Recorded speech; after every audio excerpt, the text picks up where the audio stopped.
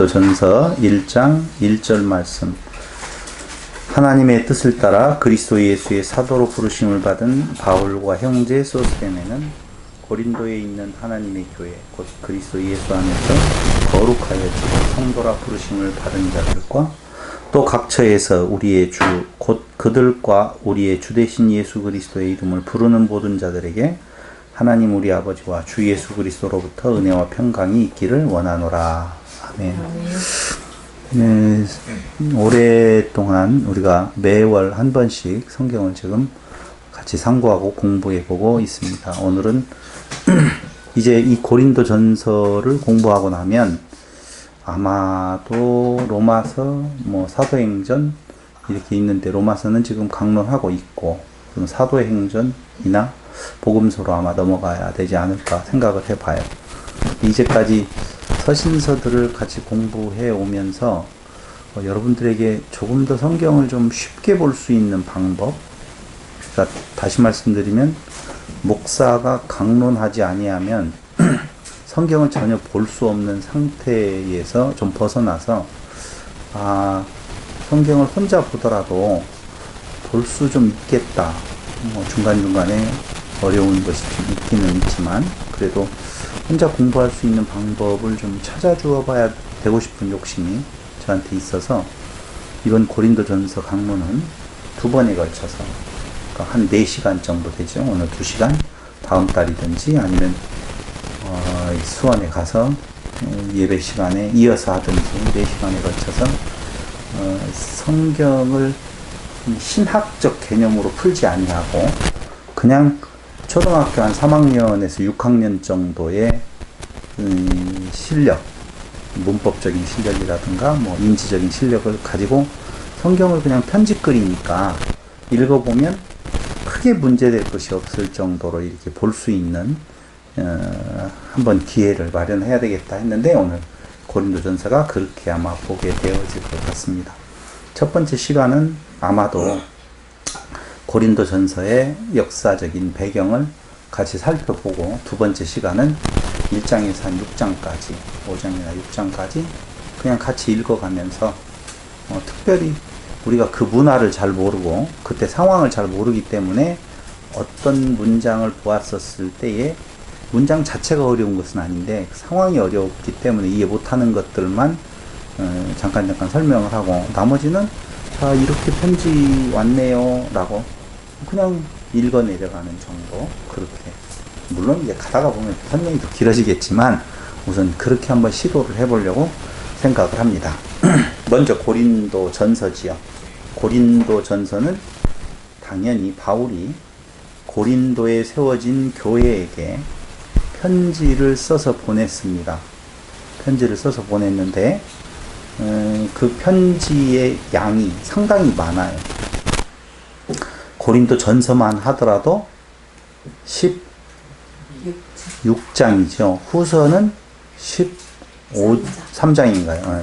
두 개 합치면 29장, 30장 정도가 되어지는 엄청난 양의 분량으로 고린도 교회에 편지를 썼고 학자들의 연구나 우리가 그 본문 고린도 전서나 후서를 통해서 미루어 짐작해 보건대 편지는 이 2개만 쓴 것이 아니라 약 5개 정도의 편지를 쓴 걸로, 그리고 고린도 후서는 2개가 겹쳐진 편지로 이렇게 연구들이 좀 되고 있습니다.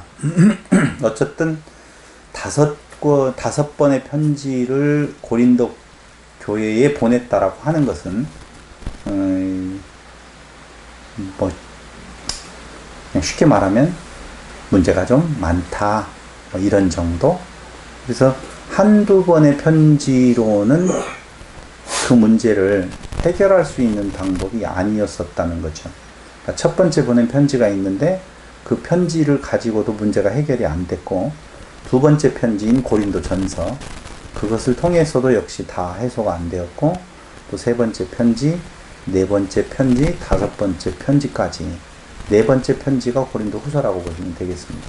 그래서 5번의 편지까지를 보내면서 고린도 교회 성도들에게 바울이 뭔가 하고 싶은 말이 있다는, 이렇게 많이 있다는 말은 곧 그 교회에 문제점이 좀 많이 있었다, 이렇게 볼 필요가 있다는 것이죠. 그럼 도대체 무슨 문제가 있었을까 라고 하는 거예요. 바울이 고린도 지역에 가서 복음을 전하는데 한 1년 6개월 정도 복음을 전했거든요. 1년 6개월 동안 복음을 전하면서 빠른 외적 성장이 있었고, 그 외적 성장에 비례해서 1년 6개월이라고 하는 것이 그렇게 긴 기간은 아니기 때문에 장성한 분량에 이르는 정도는 아니 되었다라고 보시면 돼요. 그렇다라고 보면 복음은 복음인데 그 외적인 영향을 받는 복음이어서 흔들면 흔들릴 수 있는 상태에 있었다, 이렇게 볼 수밖에 없다는 것입니다. 그럼 도대체 고린도 교회에는 어떤 문제가 있었을까라고 하는 거예요. 먼저 고린도 교회를 우리가 살펴보기 전에 고린도 지역은 어떤 지역인가 라고 하는 것을 생각해 볼 필요는 있습니다. 고린도는 어디냐면은 아시아 반도, 소아시아 반도 아시죠? 어떻게 그림을 그릴 수는 없어요. 그러니까 예루살렘에서 북쪽으로 올라가서 왼쪽에 이렇게 큰 땅덩어리가 있는데 거기가 바로 어디냐면 거기가 어디냐면 소아시아 반도예요. 그러니까 그냥 쓰세요.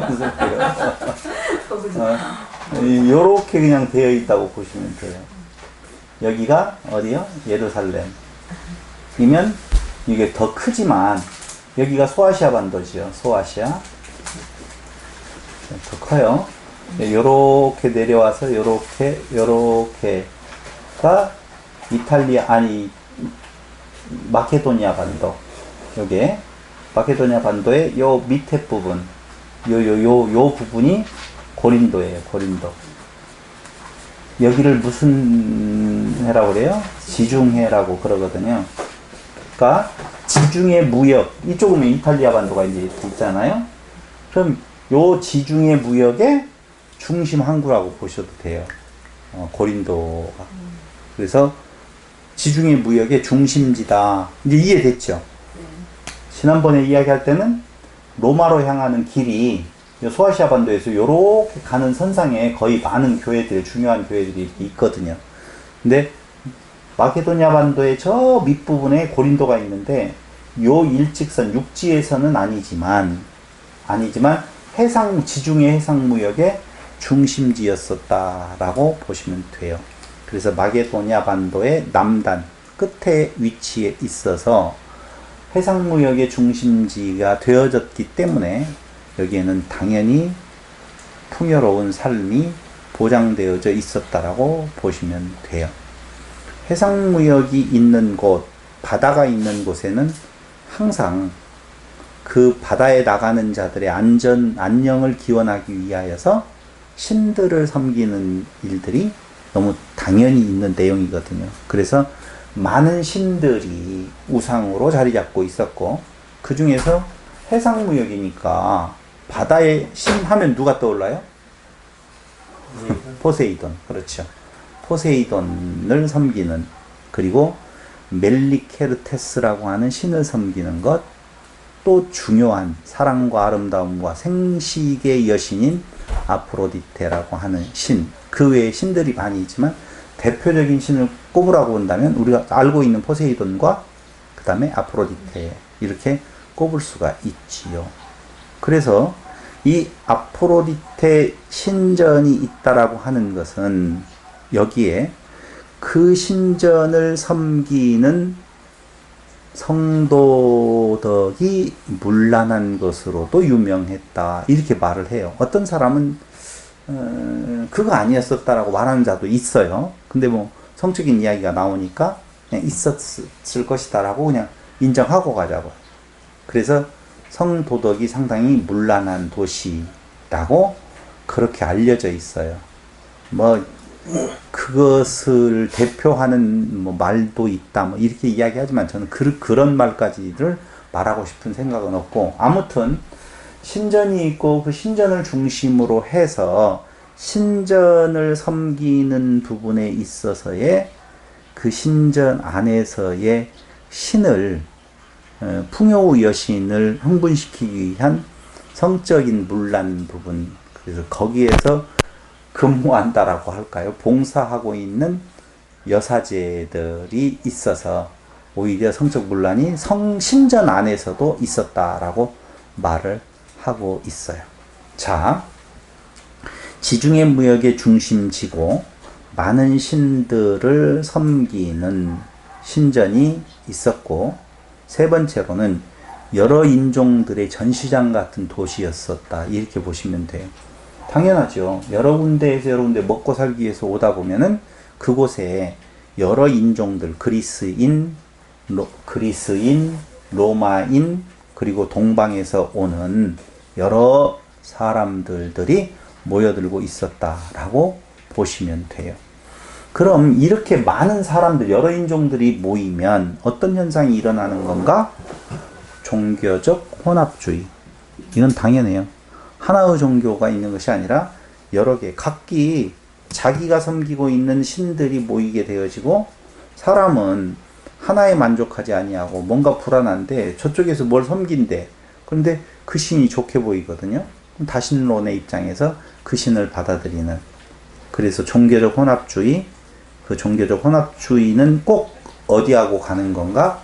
인간의 마음에 빨리 마음을 빼앗겨 버리는 타락한 부분. 그래서 아프로디테 신전의 성창, 성스러운 창기라고 그러잖아요. 성창이 대표적인 예로 그렇게 여러 인종의 전시장 같은 도시에 타락한 모습이 보여졌었다라고 하는 것입니다. 제가 지금 세 가지 이야기했어요. 지중해 무역의 중심지라고 그랬죠. 지중해 무역의 중심지면 부가 있죠. 부가 있는 곳에는 꼭 빈부의 격차가 생겨요. 이렇게 말하는 이유를 아셔야 돼요. 왜냐하면 만찬을 즐길 때 가난한 자와 부자가 따로 나누어지잖아요. 꼭 발전한 도시의 뒷골목에는 아주 가난한 자들이, 미국의 발전된 뒷도시에는 뭐가 있어요? 할렘이라고 하는 어두운 곳이 있는 것처럼 부자와 가난한 자의 빈부의 격차가 있고, 많은 신들을 모시고 있었다라고, 섬긴다라고 할 때 성도덕이 문란하고, 그 다음에 여러 인종의 전시장이라는 의미에 있어서는 종교적 혼합주의로서의 우상숭배로부터 파생되는 여러 가지 문제들이 8장과 10장에 보면 잘 나타나 있는 것을 우리는 알 수가 있습니다. 또 네 번째로는 유명한 철학과 수사학의 학교도 있었으며 지식층의 자부심도 굉장히 강한 도시였었다라고 보시면 돼요. 이게 뭐가 문제가 되어지느냐? 파당의 원인이 되어져요. 지적인 만족도가 높은 사람들이 있으면 교회 안에서도 왠지 갈려요. 무식한 자와 같이 안 하고 싶어 하고, 지식 있다라고 하는 자 따로따로 하고, 저쪽에는 재산 있는 자가 따로 가고, 이쪽에는 재산 없는 자들이 모이는 그런 파당의 원인이 여기로부터 시작되어지더라. 파당은요, 어디에서 생기는 건가? 파당은 어디에 생기는 것 같아요? 파당? 자존. 비슷했어요. 내가 좋아하는 추종. 누가 추종하는 자들이 있으면 그렇게 되어지겠죠. 그걸 저는 이렇게 정리했어요. 자기를 자랑하는 데에서부터 파당이 생긴다. 자랑할 것이 있으면 파당이 생겨요. 자랑할 것이 없으면 파당이 있을 수가 없잖아요. 자랑할 것이 없는데요. 그러니까 그리스도만 자랑하게 되어지면 파당은 없어요. 근데 내가 가지고 있는 뭐가 있어. 나는 말씀을 그렇게 안 봐, 이렇게 봐. 그럼 뭐가 생겨요? 파가 생기는 거죠. 너는 그렇게 봐, 네 파가 있고, 나는 이렇게 봐, 이 파가 있고, 너는 목사님이 잘생겼으니까 잘생긴 파, 너는 목사님 얼굴이 크니까 요새는 좀 덜 크기는 한데 얼큰 파, 뭐 이렇게 해가지고 파당이 있다라고 하는 것은 자랑할 것이 있다라고 보시면 돼요. 그러니까 학문적인, 철학적인, 수사학적인 부분에 학교가 있을 정도로 지식층이 있었고, 그 지식층이 일부가 당연히 교회로 영입되어져 들어오게 되어질 때에 분파주의라고 하는 것이 싹틀 수밖에 없었다. 거기에서 철학은 지혜와 지식을 자랑하는 부분이 종교적인 면에서도 기독교적인 면에서도 그 안에 생기게 되어지는 요인이 되었다라고 하는 거예요. 마지막으로 고린도라고 하는 내용을 살펴보면 건축물에도 나타난 화려함이 돋보이는데요. 그 건축물의 화려함은 부하고 연결되어져 있어요. 그래서 첫 번째 이야기했던 지중해 무역의 중심지라고 이야기했는데 그때 빈부의 격차, 풍요로운 삶과 더불어서 있었던 것처럼 그것이 어디에도 나타나냐?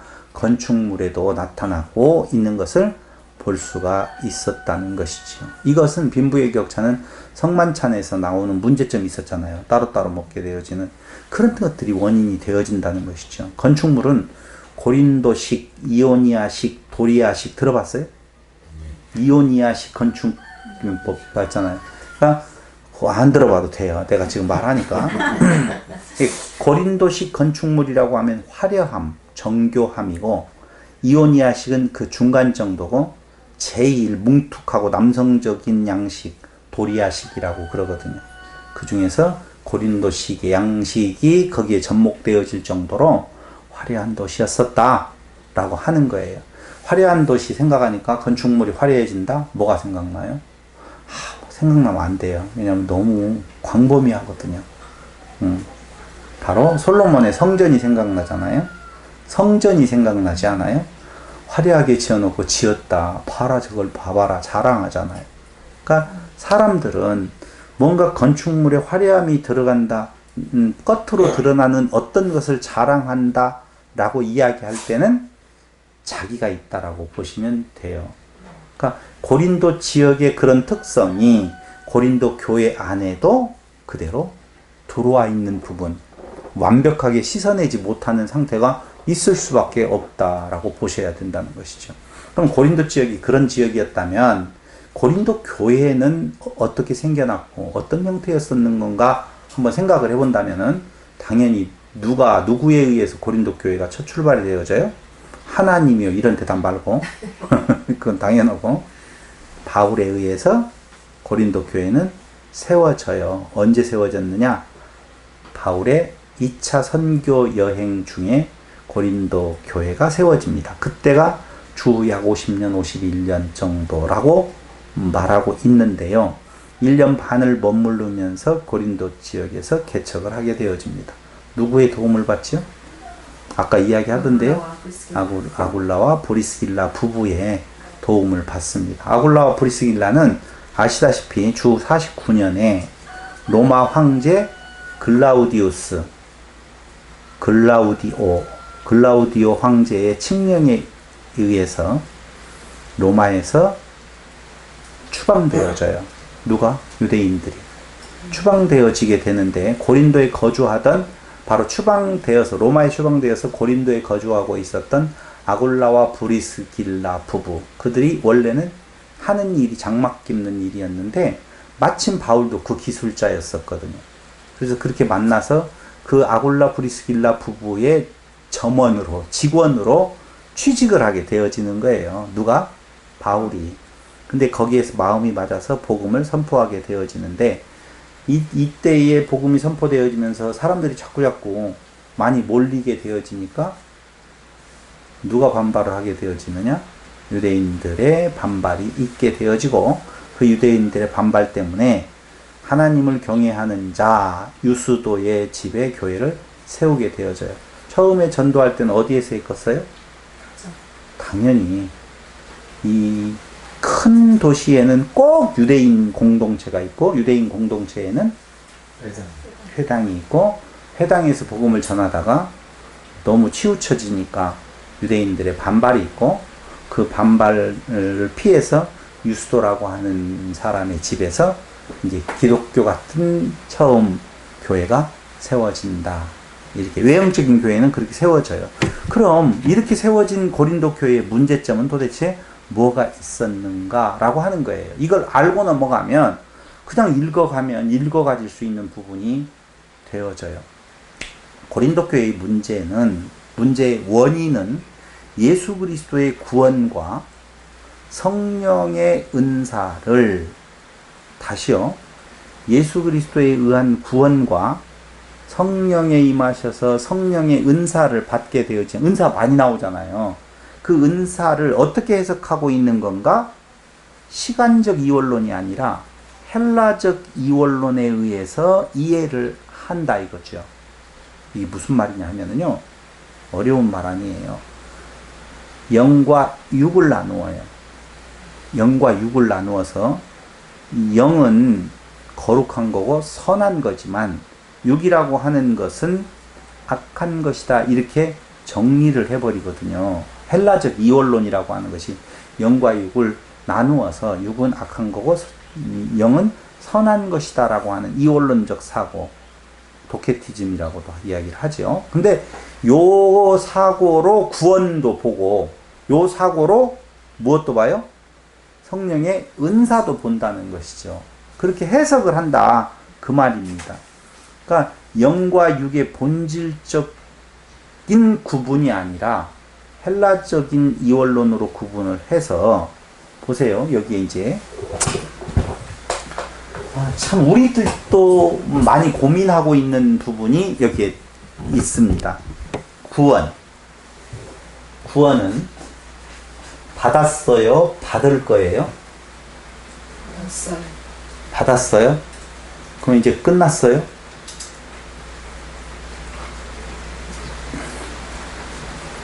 구원은 세 단계가 있는데 이미 시작,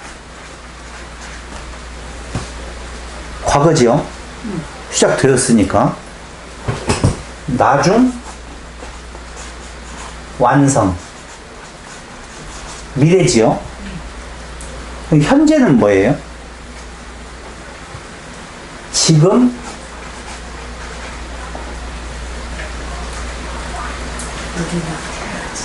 네? 두 글자로 이야기해요. 시작, 완성, 진행. 그렇죠. 진행도 두 글자는 두 글자예요. 지금 살고 시작했고 완성하는데 지금은 살아가요. 살아갔는데 어디 안에서 살아가느냐? 성령으로 살고 성령으로 살고. 그럼 여기에서 중요한 점이 어디에 있다라고 여러분들은 생각하세요? 지금. 이게 예수님의 뭐예요? 초림. 요건 예수님의 재림이죠. 초림. 우리하고 별로 관계 맺어진 적이 없는 것 같죠? 나중 완성도 재림도 별로 관계가 없는 것 같죠? 지금 살고 성령으로 산다라고 하는 것이 내게 참 중요한 일인데, 이게 헬라적 이원론으로 딱 들어가면 이게 다 하나님의 선물이에요. 당연히 하나님의 뭐라고요? 선물이죠. 여기에서 오늘 제가 중요한 이야기를 하기는 해요. 근데 그걸 어떻게 여러분들이 받아들일지는 잘 모르겠지만 어쨌든 뭐 이야기는 해야죠. 그러니까 헬라적 이원론으로 요 내용을 보면 어떤 결과가 나오냐면은 영과 육이 엄격하게 구분되어져요. 헬라적 이원론은. 그래서 성령으로 살아가는 지금, 이해됐죠? 거기까지는. 성령으로 살아가는 지금, 그것은 아까 말한 대로 은사의 실현이에요. 은사가 현장에 지금 나타나는 거예요.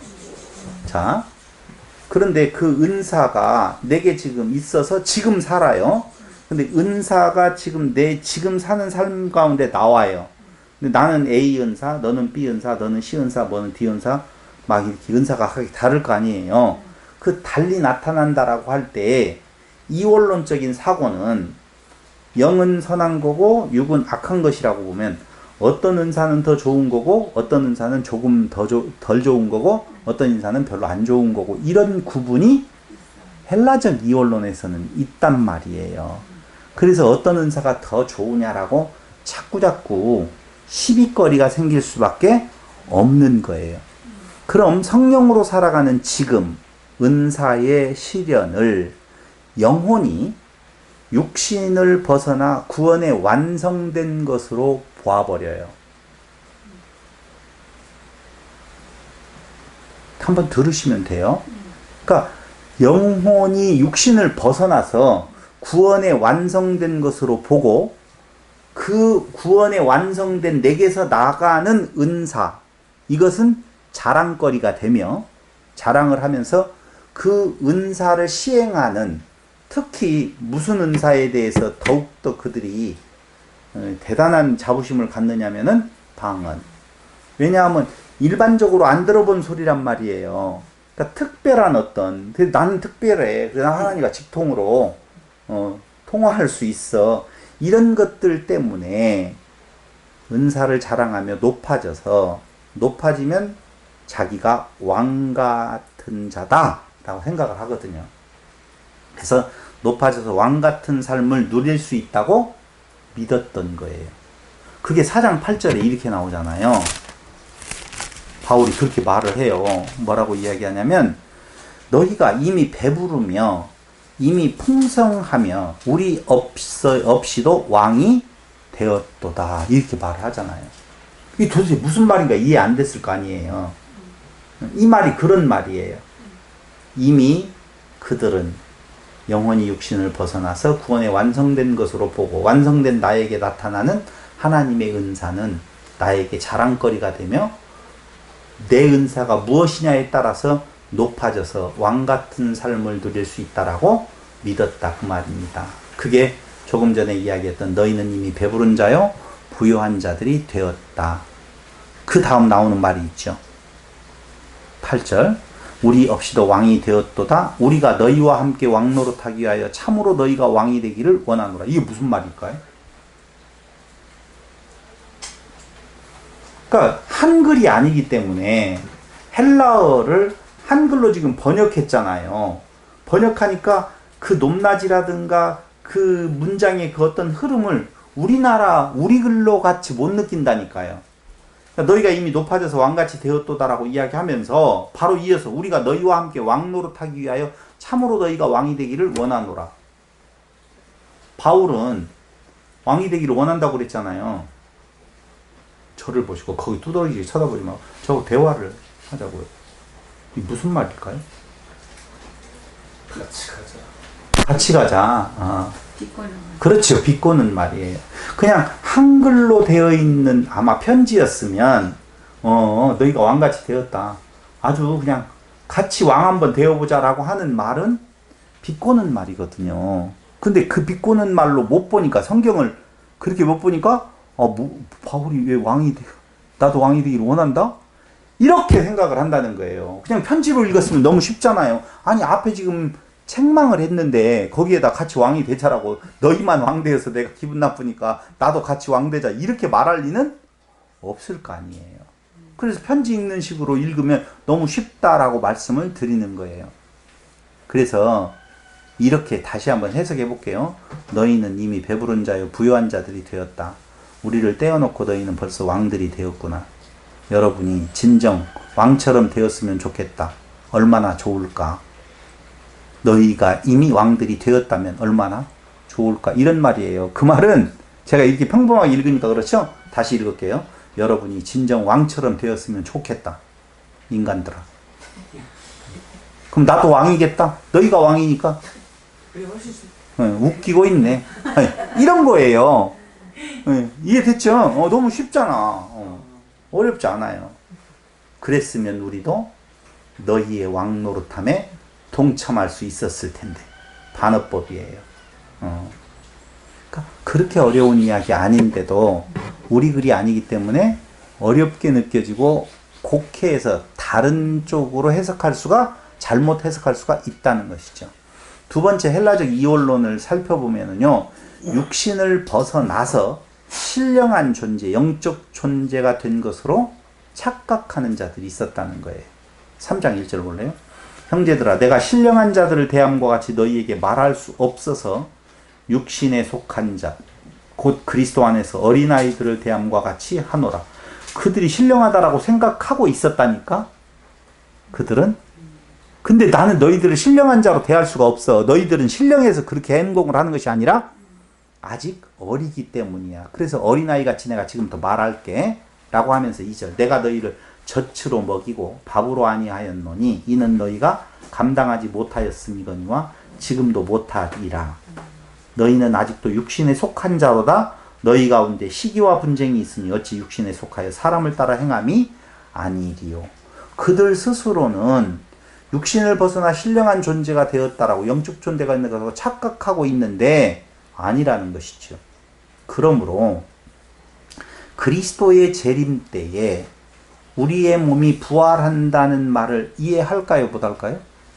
못하잖아요. 지금 신령한 존재가 되어져 버렸다라고 생각을 하는데 어떻게 그리스도의 재림이 다시 있겠다라고 부활할 거라고 하는 내용에 대해서 인정도 안 하고 이해도 못했다 그 말이에요. 그래서 이제 15장이 나오는 거예요. 고린도전서.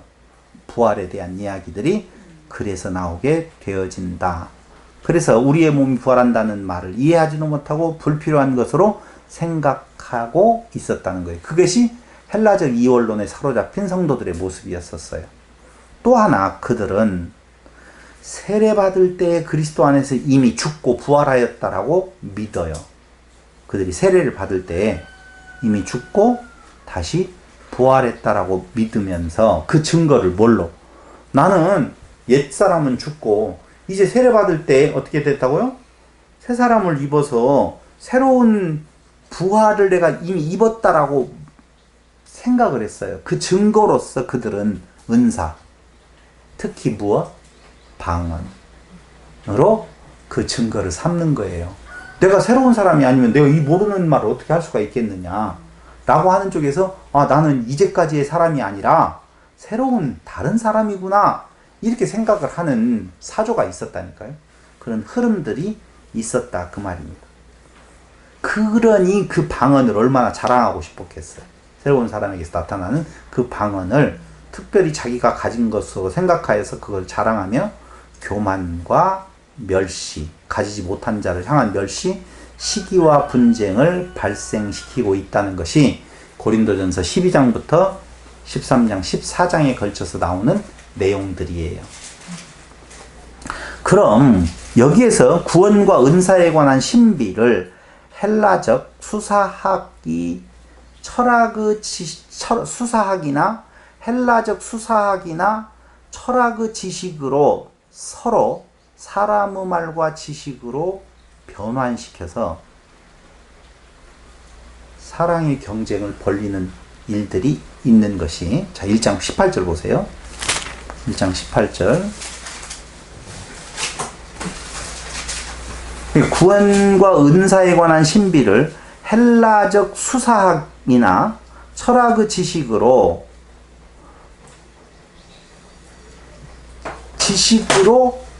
이걸 어떻게 하냐면요. 봐봐요. 이 말을 좀 만들어 볼게요.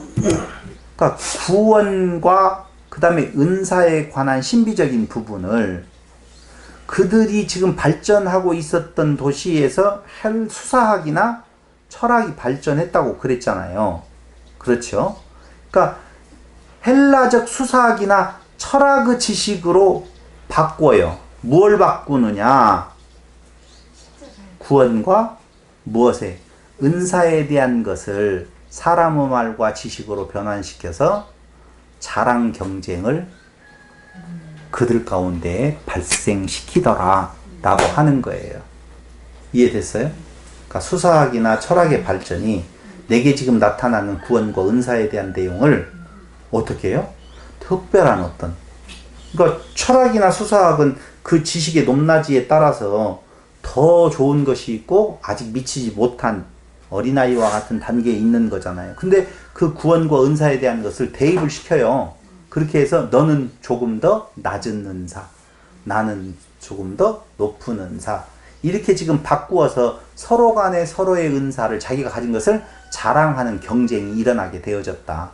그것이 1장 18절 십자가의 도가 멸망하는 자들에게는 미라는 것이 구원을 받은 우리에게는 하나님의 능력이라 라고 말을 하죠. 한 절만 더 볼게요. 4장 18절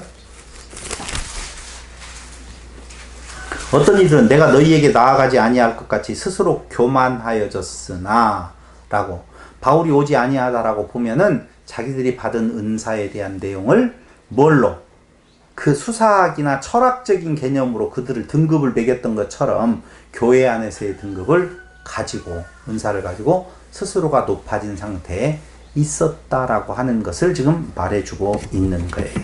그렇다라고 보면 하나만 더 본다면 이미 구원을 그들은 얻었으므로 그들의 몸으로 무슨 짓을 해도 무방하다고 생각하고 고린도의 이방인들조차 할 수 없는 짓까지도 서슴지 않고 행하였다는 것이죠. 그러니까 이미 구원을 내가 받았어요. 그럼 얻었으므로 그들은 이미 어떤 상태가 됐어요? 부활한 자가 되었다고 생각했다고 그랬잖아요. 옛사람은 없고 새로운 사람이 되었어요. 해방되었단 말이에요. 그러니까 우리는 이제 해방이 되었으므로 그게 높은 단계에 가 있으므로 내가 이 육신을 가지고 무슨 짓거리를 하더라도 저촉되어지지 아니한다 라고 생각하는 자들이 있으면서 서슴지 않고 했는데 그게 뭐예요? 응? 이방인들도 하지 않는 음행을 하더라라고 하는 거예요. 어머니도 하지 않는 이런 거예요. 쉽게 이야기하면 광신주의자들 있죠. 그걸 열광주의자들이라고 보통 이야기를 하거든요. 광신주의자들이라고 하는 말을. 그것은 개종 전에 바울 아시죠? 그것이 옳다고 생각해서 그 예수 믿는 자들을 죽이는데 앞장서서 그 행동을 아주 강하게 밀어붙이는 자들을 광신자들이라고 하거든요. 이게 어떤 것에 한번 자기가 빠져들어가면 그것이 옳다고 생각해서 그 이상의 것을 넘어서 버리는 행동을 하는데 방금 말한 이 고린도 교회 성도들이 우리는 구원을 이미 받아서 새로운 존재가 되었기 때문에 육체의 무엇으로 못된 짓거리를 한다 할지라도 전혀 문제가 없다고 생각하는 그런 일들이 그 고린도 교회 안에 있었다라고 하는 것이지. 뭐 이런 거예요, 여러분. 여기 안에 절 있잖아요. 그렇죠? 저기에 스님이 내려와가지고 시주 한번 하세요 하면서 쌀만 받아가면 좋은데 막걸리는 없어요 하면서 막걸리를 내오라고 해서 벌컥벌컥 마셔요. 땡중이에요? 고승이에요? 땡중이라고 하죠. 근데 우리가 너무 잘 알다시피 이미 도통한 사람은 술 상관없다고 생각하잖아요. 우리가 불교에서 고승을 이야기를 할 때는 술, 고기 전혀 개의치 아니하고 도통한 고승이기 때문에 먹어서 오히려 고승이라고 생각을 하잖아요. 안 들어봤구나. 그러니까 두 가지예요. 하나는 그 스님들이 거기 그 불교의 그 뜻에 따라서 뭔가 먹는 것에 대해서 절제하고 하다못해 우리의 욕망을 불러일으키는 음식도 마늘이나 부추나 이런 것들을 안 먹는다라고 이야기하면서 욕망을 누르고 있는데 그걸 넘어선 존재들은 결혼도 하고 술도 먹고 여자도 담배도 피고 뭐 좋은 차도 타고 그랬었을 때 그걸 이런 땡중 같은 이라고 말을 안 하고 저 사람은 완전히 넘어선 사람이야, 도통한 사람이야 이렇게 말을 해준다니까. 돈이 많으니까. 그러는 것처럼 기독교 안에서도 이미 구원을 받았다라고 하면 우리가 자유함을 얻었다라고 말을 하잖아요. 자유함을 얻었기 때문에 무슨 일을 하든지 간에 걸린다 안 걸린다? 안 걸린다. 그러면 내 마음대로 행하자? 이게 이제 땡중이 가는 길이라고요. 땡목이 가는 길인가? 땡목. 땡성도가 가는 길이라 그 말이에요. 땡중이 땡목. 의미 이야기 알겠죠? 무슨 이야기인지. 그것이 괜찮아. 우리는 이미 자유한 자야. 그렇기 때문에 세상이 하지 아니하는 음행, 윤리와 도덕을 무시해버리는 나는 어떻게 되었기 때문에 이미 구원함을 도통한 수준이 높은 헬라적 이원론에 의해서 수준이 높은 자다라는 이미 지식이 상당히 있다. 하나님과 직접 통한다. 방언도 한다. 이렇게 생각하는 자들이 그 교회 안에 있었다 그 말이에요. 그거에 반해서 한쪽으로는 극단적 금욕주의자들이 이원론에서 나오는 거예요. 이들은 육은 중요하지 않고 영혼만 중요하다고 생각해서 영혼의 구원을 지키기 위해서는 육신에 얽매이는 것을 피해야 한다고 생각하여서 당연히 무엇하겠어요? 고린도 전서 쪽으로 이야기하면 결혼을 부정하게 되어지는 7장에 나오는 문제가 그런 데에서 나오는 거예요. 결혼을 부정하고 시장에서 파는 고기, 우상제물을 먹기를 꺼려한 고린도전서 몇 장? 8장에서 10장 사이에 8장과 10장에 나타나고 있는 문제점들이 그렇게 나오는 거예요. 그래서 서로가 서로를 비방하는 거예요. 극단적 금욕주의자들과 열광주의자들 사이에 갈등이 있겠어요, 없겠어요? 있는 거예요.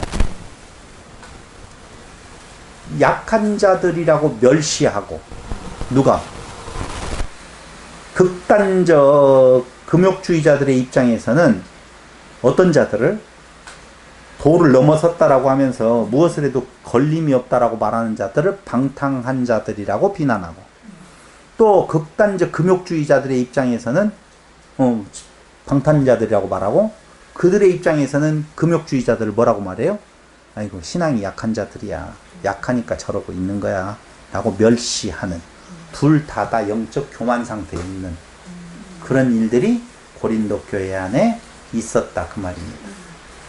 그런 구원과 은사에 대한 헬라적 해석이 들어와서 교회를 바라보니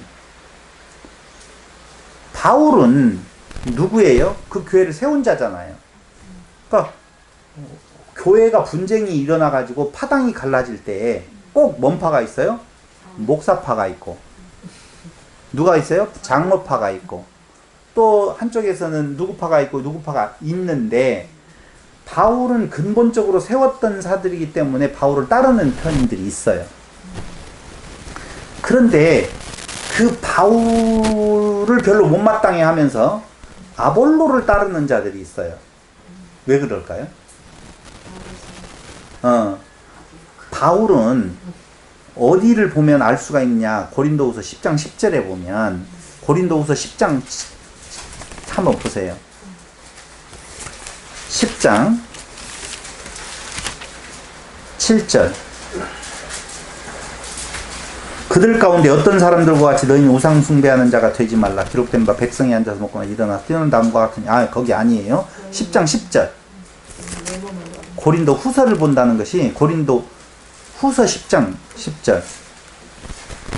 죄송해요. 고린도 후서를 봐요.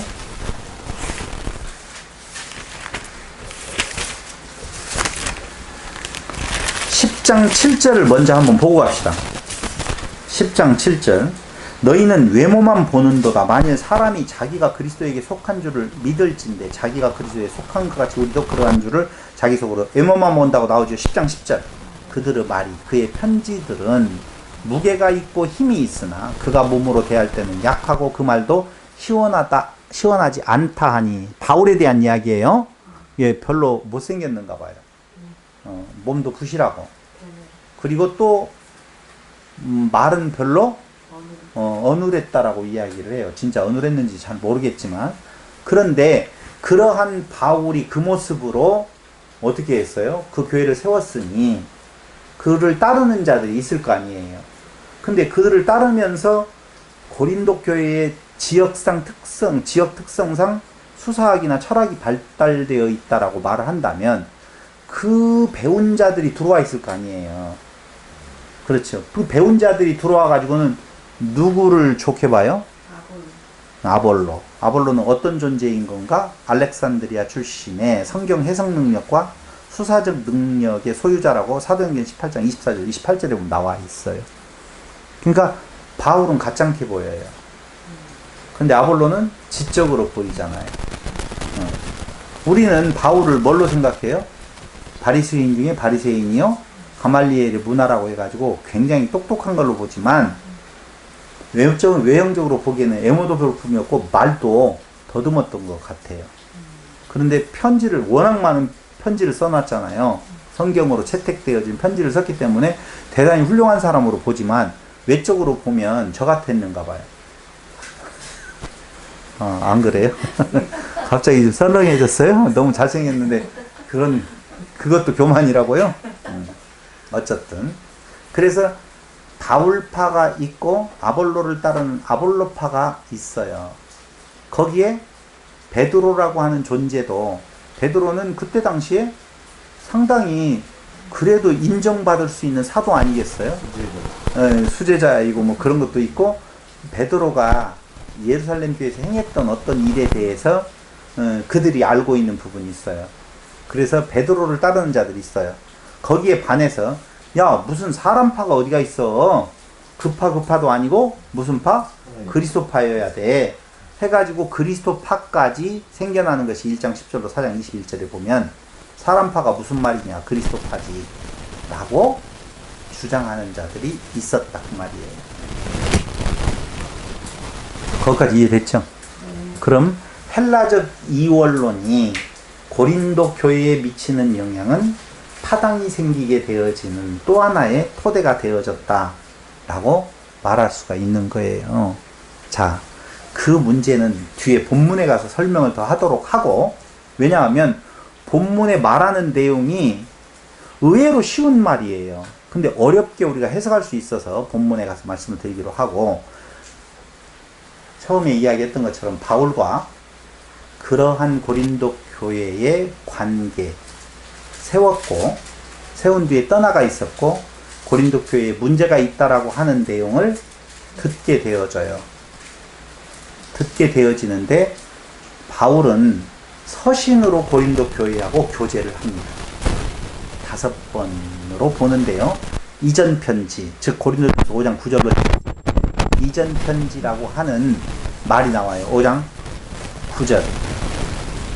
내가 너희에게 쓴 편지에 음행하는 자들을 사귀지 말라 하였거니와, 이 말 나오죠. 그렇잖아요.